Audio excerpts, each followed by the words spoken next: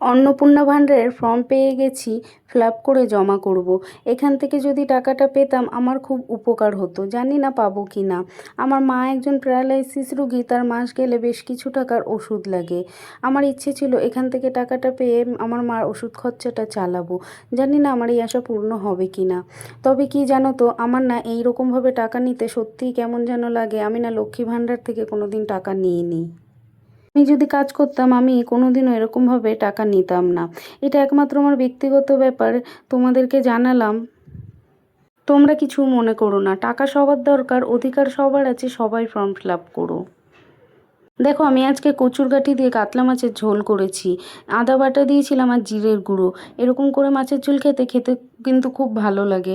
আর আমার বাচ্চাটা একদম কদিন ধরে কিছু খেতে চাইছে না, গরমটা পড়ার পর থেকে। সেই জন্য একটু লেবু টেবু দিয়ে ওকে মেখে ভাতটা খাইয়ে দিই। তাও যেন তো ভালো করে মনে হয় না খাবে। চলো, টাটা।